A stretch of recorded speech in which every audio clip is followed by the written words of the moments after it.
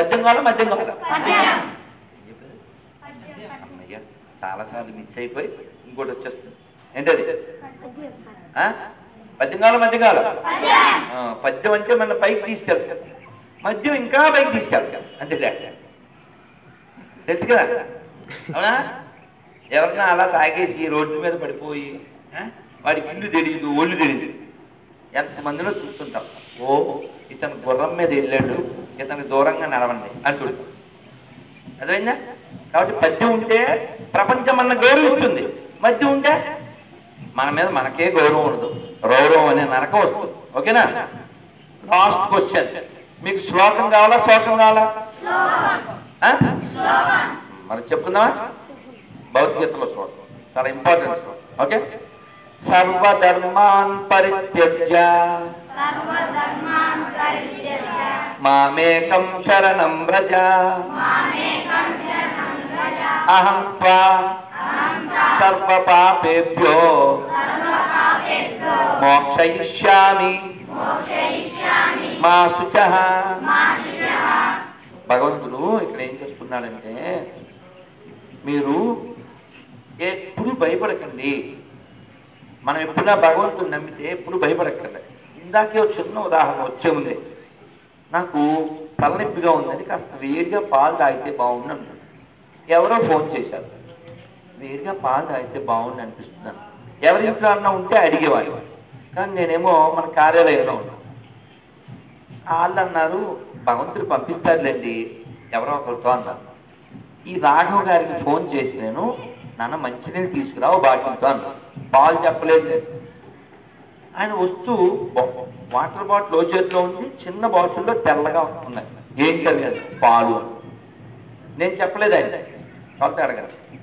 వాళ్ళ భార్య ఆయన్ని పట్టుకెళ్ళు అని ఒత్తిడి చేసి, స్వామి తాగుతారు పట్టుకెళ్ళు, బాటిల్లో బాగుంటుంది అన్నాడు.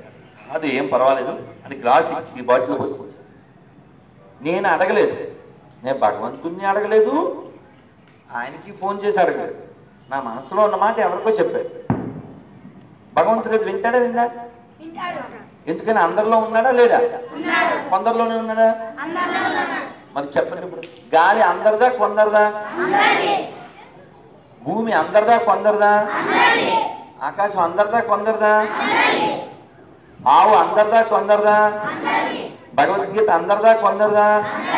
ఓంకారం అందరిదా కొందరిదా? తులసి అందరిదా కొందరిదా? వేప చెట్టు అందరిదా కొందరిదా? వేప పుల్లతో పళ్ళు తోమితే ఎవరికి ఆరోగ్యం? ఎవడు తోముకుంటే వాడికి ఆరోగ్యం, అంతే కదండి. తులసి రోజు తింటే లోపల రక్తం శుద్ధి అవుతుంది, ఎవరు తింటే వాళ్ళకి, అవునా కదా? ఆవు పాలు తాగితే మెదడు చాలా చురుగ్గా ఉంటుంది, ఎవరు తాగితే వాళ్ళు, అంతే కదండి. కాబట్టి ఇది ఫలానా వాళ్ళది, ఇది ఫలానా వాళ్ళది అనేది చాలా లోపబుద్ధి అనా? అలా ఉండకూడదు. అందరిది ఈ ప్రపంచం భగవంతుడు అందరి కోసం సృష్టించాడు, అందరూ అనుభవించాలి, అందరూ సంతోషంగా ఉండాలి, అవునా కదా? అవునా కదా? ఆ సంతోషం ఎలా ఉంటుంది? మన దగ్గర విశాలమైన బుద్ధి ఉంటుంది. ఆ విశాల బుద్ధి గురించి ఒక కథ చెప్పేస్తాం, వినండి. మరొకసారి మంత్రం చెప్పండి అందరూ చేతులెత్తి.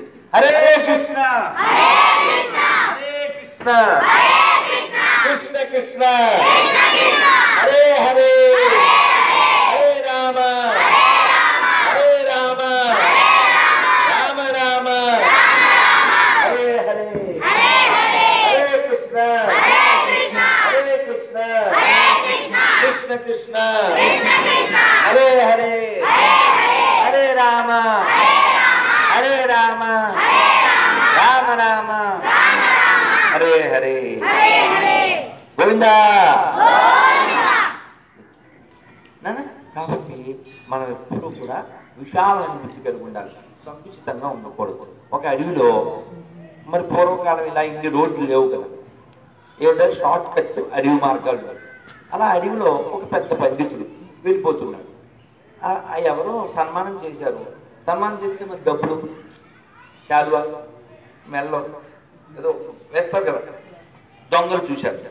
దొంగలు చూసి అడ్డం పడి ఆయన మీద పడి అవి లాగేసుకుని ఆయన చెట్టుకు కట్టి వెళ్ళిపోతే పర్వాలేదు, దుర్మార్గులు ఏం చేశారు తెలుసా?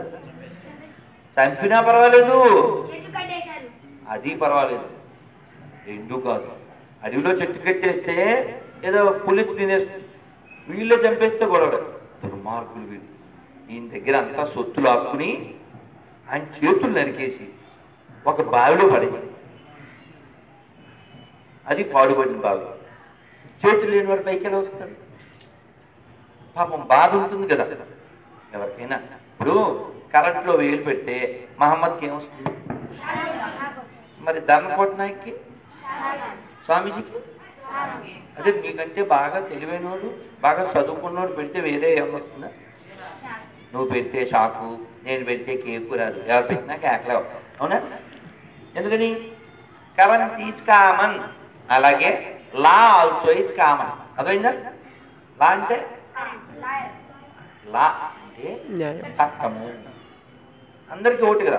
ఇప్పుడు రోడ్డుకి ఎటువైపున బస్సులు బైకులు నడపాలి? లెఫ్ట్ సైడ్ నడపాలి. అదే అమెరికాలో అయితే రైట్. అక్కడ రైట్, ఇక్కడ లెఫ్ట్ రైట్, అవునా? మనం అక్కడికి వెళ్ళి లెఫ్టే రైట్ అంటే వాళ్ళతో మనకు ఫైట్ వస్తుంది, అవునా కదా? అవునా? అలాగే మనం ఆ దేశానికి వెళ్ళినప్పుడు అక్కడ రూల్స్ ఎలా ఫాలో అవుతామో ఈ లోకంలోకి వచ్చినప్పుడు ఇక్కడ రూల్స్ మనం ఫాలో అవ్వాలి. ఆ రూల్స్ ఏమిటి? దయ కలిగి ఉండాలి, అందరి పట్ల, అన్ని జీవుల పట్ల ప్రేమ కలిగి ఉండాలి. ఎందువలన? మనలాంటి ఫీలింగ్సే అందరికి ఉంటాయి కదా. ఇందాకేదో ఫేస్బుక్లో ఫోటో వచ్చింది, రోడ్డు దాటుతుంది ఒక కోతి, దాన్ని గుద్దేశాయి. గుద్దేస్తే తల్లి చచ్చిపోయింది రోడ్డు మీద. చిన్న పిల్లది పాప, అది వచ్చి అమ్మ అమ్మ అని వాళ్ళు ఫోటో పెట్టి, ఆ రోడ్డుకి అడ్డం వచ్చింది జంతువే కదా అని గుద్దేయకండి, వాటికి కూడా బంధాలు ఉంటాయి, వాటికి కూడా ఫీలింగ్స్ ఉంటాయి. నిజమేనా కదా? ఆవు కొన్ని వేల ఆవుల మధ్యలో దాని దూడను పట్టుకుపోయి మళ్ళీ మనం విడిచిపెట్టే ఉంటుంది. అన్ని ఆవులు ఒకలాగా ఉన్నప్పటికీ అది వాళ్ళ అమ్మ దగ్గరికి వెళ్ళిపోతుందా? వెళ్ళిపోదా? ఎలా వెళ్ళిపోయింది? ఎలా తెలుసు? అన్నీ ఒకలాగే ఉన్నాయి, కొమ్ములు అలాగే ఉన్నాయి, రంగు అలాగే ఉంది. వాళ్ళ అమ్మ దగ్గరికి ఎలా వెళ్ళింది? అంటే హృదయ స్పందన అంటాం కదా, హృదయ స్పందన, అది పరమాత్మ. ఆ లోపల భగవంతుడు గుర్తించేలా చేస్తాడు. మనం చూడండి, పిల్లలు ఉన్నారు, ఎవరైనా ఎత్తుకుంటే అస్సలు ఊరుకోరు. అమ్మమ్మ, నాయనమ్మ, అన్నయ్య ఎవరు ఎత్తుకున్నా చివరికి వాళ్ళ అమ్మ చేతులు తగలగానే తక్కువ నీడు పంపిస్తారు. ఎందుకని? అంటే అమ్మ దగ్గరికి వస్తే నేను సెక్యూర్డ్గా ఉంటాను అని ధైర్యం. ఎందుకని? అతను కడుపులో ఉన్నప్పటి నుంచి తెలిసిన ఫస్ట్ టచ్ ఎవరిదే? ఇదే ఫీలింగ్, ఎస్ ఇదే నాకు సరైన ప్లేస్ అని వెంటనే ఏర్పరుస్తాం. అలాగే మనకు కూడా ఏ కష్టం వచ్చినా మనం భగవంతుడితో చెప్పుకోవాలి. మరి అమ్మ అన్ని రోజులు ఉండదు కదా. నువ్వు నాకు అమ్మ లేదు, కానీ భగవంతుడు ఎప్పుడూ ఉంటాడు కదా, మన లోపలే ఉంటాడు. మనం పడుకున్నా మనం ఒక్కో పేరు పెట్టచ్చు. నేనేం వెంకటేశ్వరం అంటాను, ఇంకోళ్ళు రావుడు అంటారు, ఒకళ్ళు దుర్గమ్మ అంటారు, ఒకళ్ళు జీసస్ అంటారు, ఒకళ్ళు అల్లా అంటారు. ఇప్పుడు నీళ్లు దాన్ని ఏమని పిలవచ్చు ఇంగ్లీష్లో, హిందీలో, అలాగే తమిళంలో పన్నీర్. పన్నీర్ అంటే అది అవునే కదా. అలాగే ఒక్కొక్క భాషలో ఒక్కొక్క పేరు, కానీ అవి నీళ్ళే కదా, పేర్లు మారి. అలాగే భగవంతుడు కూడా ఒక్కొక్క పేరుతో పిలువబడుతుంటాడు. ఇప్పుడు నేను ఒక వేధవ ప్రశ్న అడుగుతాను, సమాధానం చెప్పాలి. వేధవ ప్రశ్న ముందే చెప్పాను. మీ నాన్న మంచుడా, వీళ్ళ నాన్న మంచుడా? కరెక్ట్ చెప్పు. కొట్టండి ధరణి నాయక్. పెద్ద పాయింట్. వాడు చెప్పింది ఎంత వినపడిందా?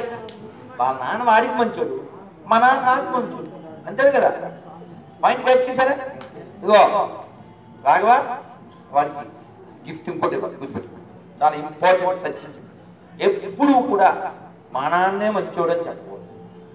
మా నాన్న నాకు మంచోడు, మీ నాన్న నీకు మంచోడు. ఎప్పుడు లోపాలు చూడటం. అది విన్నానా? మా దేవుడు గొప్పడు, మా ఊరే గొప్పది, మా భాషే గొప్పది, మా దేశమే గొప్పది. తప్పు. అభిమానం ఉండడం తప్పు కాదు, కానీ ఇంకొకరిని విమర్శించకూడదు, ఇంకొకరిని ద్వేషించకూడదు. ద్వేషిస్తే ఎవరికి నష్టం? మనకే నష్టం. దేశాలు నాశనం అయిపోతున్నాయి ఈ దేశాలు. అర్థమైందన్న?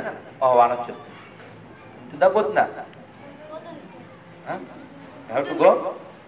ఒకసారి మంత్రం చెప్పండి చూద్దాం మరి భగవంతుడు ఏం చేస్తారు. హరే కృష్ణ.